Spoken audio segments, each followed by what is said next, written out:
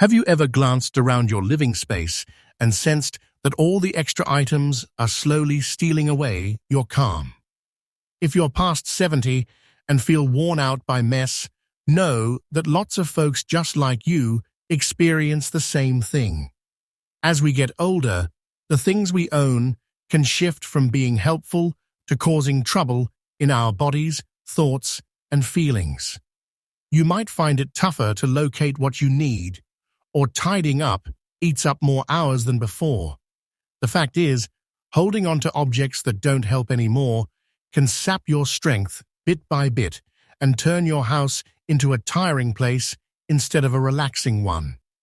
In this video, we're going to explore 5 particular kinds of stuff that really shouldn't stay in a spot where ease and quiet count more than piling up belongings.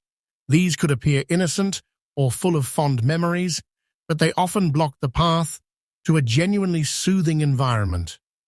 If you've thought about clearing out but aren't sure how to start, this guide will give you a solid first move forward. Stick around to the finish, as I'll explain not only what to get rid of, but also how releasing them can change your daily mood for the better. You'll discover ways to take back your area, bring back harmony, and find again the pleasure of a simple lifestyle. If you're set to bring back that sense of rest in your house, keep watching. This is for you. Let's dive in right now. First on the list, old documents and stored folders that aren't useful anymore. One big source of extra stuff in the houses of many seniors is papers that have outgrown their role. Think about receipts from long ago, guarantees that ran out, health records you don't require now, and piles of past tax forms that build up in desks, storage spots, or even hidden away. Plenty of people hang on to these because they fear they could be needed later, or they just aren't clear on what's okay to throw away and what's key to save. But keeping papers that don't matter now is like carrying around a hidden worry. Each time you pull open that spot or see those bundles, it tugs at your attention, even if you don't notice right away. To build a calm, tidy house, begin with your documents. Pick a quiet time in the day, play some tunes you enjoy, and sort through them step by step.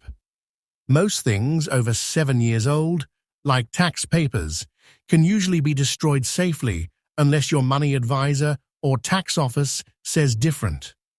Health papers and coverage details that got updated or aren't active shouldn't take up room anymore.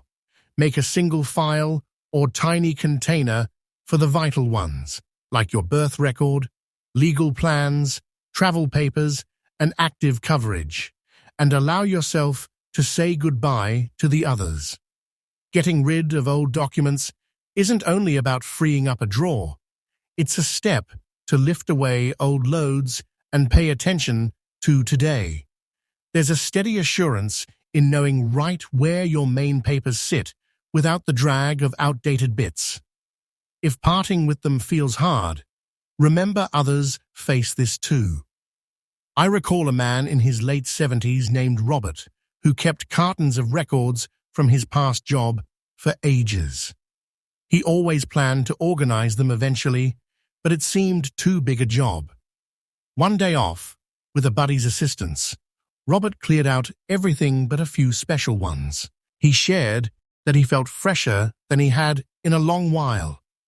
Taking away these old papers is among the fastest, easiest methods to cut down on mess, ease your worries, and simplify your routine.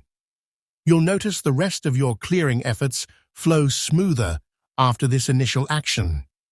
With your house clear of unneeded files, it paves the way for deeper calm and a readiness for future days.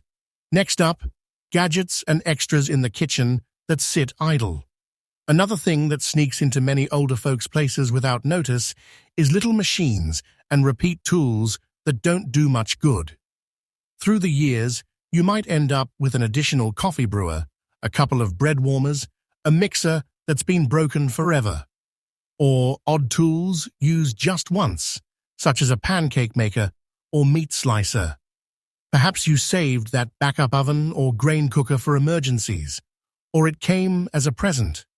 But truthfully, these unused or extra pieces grab valuable spots on shelves and surfaces, making your cooking area feel squeezed and tougher to wipe down.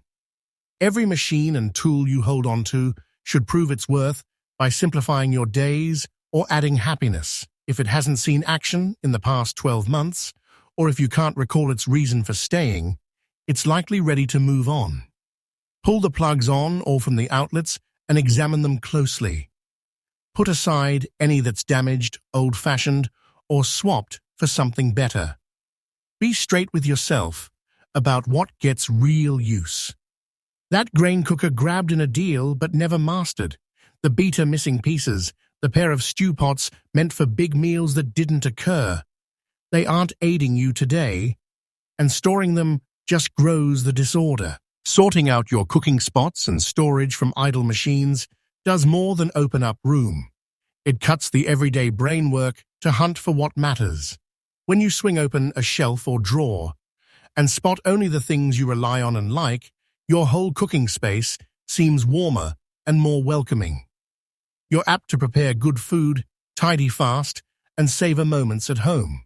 Also, handing off machines to relatives, neighbors, or nearby giving spots breathes fresh purpose into them and aids others. I think of a lady named Evelyn in her mid-80s, whose shelf brimmed with aged mixers and choppers, each lacking some part. When her son stopped by and questioned them, Evelyn saw she couldn't think back to their last use. They used a full morning to check what functioned, what didn't, and what could go to others. By day's close, the cooking area looked larger, sunnier, and far simpler to get around. Evelyn caught herself grinning every time she stepped in for her daily tea, cherishing the area she'd won back.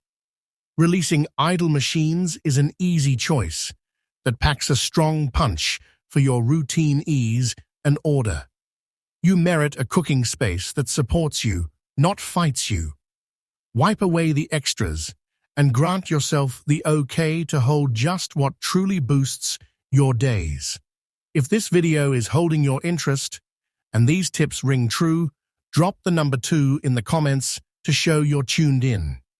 And if you aren't following yet, I suggest hitting that follow button and the alert icon so future videos reach you. Your backing lets us keep making helpful material to guide and uplift you. Let's keep going. Third item, closets packed with clothes you don't wear. A third sneaky spot for build-up in lots of homes, particularly for people over 70, is the clothing area. Outfits, hanging spaces, and storage bins tend to gather more than we track. Tops that don't suit anymore, outerwear untouched for seasons, footwear that hurts, and add-ons stashed and overlooked. It's simple to let these stack up, imagining a future wear or clinging because of ties to events or life phases. But each time you face a jammed closet full of unworn pieces, it doesn't shout plenty. It whispers doubt and lost chances. A messy clothing spot can wear down your self-assurance and vigor quietly. It complicates morning routines, searching for needs, and feeling at ease in your own look. To embrace an easier, lighter way, give your outfit collection a kind, truthful review. Pull out every piece from the hanging spots and bins. Group the ones you put on often, and that make you feel nice. For the remainder, question, does this match my size? Is it comfy? Did I use it last year? If no, it's time for farewell. Saying bye to outfits with stories isn't always smooth. A cherished gown from a family event, work attire from years back, shoes from a memorable outing. Yet stowing them away to collect dirt doesn't celebrate those times. Try snapping a picture of special ones before they leave. Give usable items to nearby help centers, faith groups, or places aiding those in tough spots. Share hats or wraps with loved ones who'll treasure them. A slimmer set of clothes doesn't cut style or options. Actually, most find they stick to cozy go-tos repeatedly. By picking only what you adore and employ, you open space for fresh stories and drop daily strain. Tidying becomes simpler. Dressing goes without hassle, and you feel ready each day. I remember a fellow named George, now in his mid-70s, who at last faced his bursting clothing space one cool season. He uncovered 3 matching pullovers he'd lost track of, work bottoms that didn't fit, and more neckwear than he'd donned in ages. By sharing what wasn't needed and arranging the keepers, George gained room, found lost gems, and even motivated pals to follow suit. He described it as inhaling clean breeze after so long. Trimming your outfits to real users is a mighty tool to slash mess, lift your everyday poise, and add quiet to your house. You're not dropping histories or bidding adieu to yesterdays. You're respecting your now by clearing for today. Next glance in your clothing spot should show picks that brighten you, not burden. Fourth, extra seating and large decorations that crowd rooms. A fourth usual troublemaker for mess in seniors' spots is excess tables, chairs, and big display items that lack current use. Across a full life, gathering spare seats, side stands, glass cases, and showy bits fits when families were bigger or styles differed. As years roll and wants shift, those hefty things can squeeze your areas, making movement tricky and upkeep harder. This not only fills rooms, but can pose trip risks and complicate cleaning. To win back area and calm thoughts, stroll slowly through every room and sense the flow. Can you shift easily? Got pieces unused, like a fancy meal setup for rare visitors, or a tall shelf turned junk holder? Consider your real living now, not a decade or two back. Your spot should mirror today's you, not a showcase of old times. Spot the bulkiest or least used first. Maybe a lounger nobody likes, or small tables that snag papers and grime. Perhaps your sleep area has a massive storage unit swappable for something tinier and handier. Ask, does this help me? Aid or block my days? If it just occupies, think of giving to kin, selling, or donating to appreciators. The more you free, the smoother cleaning, care, and enjoyment become. Oversized showpieces act alike. Big containers, figures, fake greens, or fancy wall bits might have matched once, but if they overwhelm now, simplifying is fine. Hold a couple of top picks and clear others to make your spot quieter, wider, and easier to cross. A handful of chosen decor adds more coziness and you-ness than heaps. This isn't about emptying your house of its soul or stories. It's picking wisely to back your ease, safety, and health. I think of a lady named Patricia in her 70s who saw her main room stuffed with handed-down pieces from relatives. Each held a tale, but combined they cramped the space. Patricia chose to keep her best seat and a wee stand for morning drinks, passing the rest to her kids and a community group. Her house grew easier to handle, and she felt freer in her routine. Clearing extra seating and big decor is a caring move for you and visitors or helpers. It lowers fall chances, simplifies order, and builds a friendlier feel. Above all, it respects your wants, ensuring your spot aids you, not vice versa. If this video is still grabbing you and these ideas help, type number 4 in comments to signal you're with us. And if not following, I urge tapping follow and the notifier for upcoming shares. Your help fuels our work in useful content to teach and encourage. Onward we go. Fifth, keepsakes without a role today. The last and toughest group of mess for many, especially beyond 70, is memory-linked things that don't fit your current days. These might cover aged cards, blurry pictures, presents from way back, travel tokens, or containers of kids' drawings from youth. Over time, such treasures grow until they stuff upper spots, high shelves, and hideaways, forming a load of recalls that's more heavy than heartwarming. Releasing memory clutter doesn't wipe your history or overlook folks and moments that built you. It means selecting to cherish key recalls while dropping the weight of every tiny bit. Collect all memory items in one area. Touch each and wonder, does this give real delight or ease? Fit in my life now? If yes, place it where you can view and value it. If no, release with thanks. For some, a small holder or show ledge for top gems works. A few snaps, a note from someone dear, a loved token. Capture images of things to recall without keeping.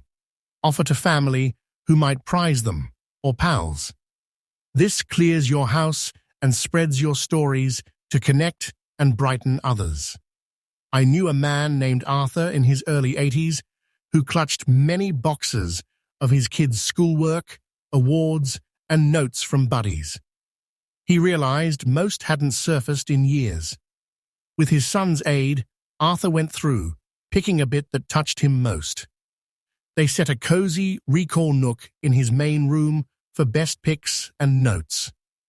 The rest went, and he felt a surprising lift and openness. Letting go of memory clutter can stir deep feelings. Give time to think back, ponder, and if needed, feel the flow of years. But understand your recalls stay in your core and tails, not only objects. The openness and ease from release offer more room in body and spirit to savor now and greet new times.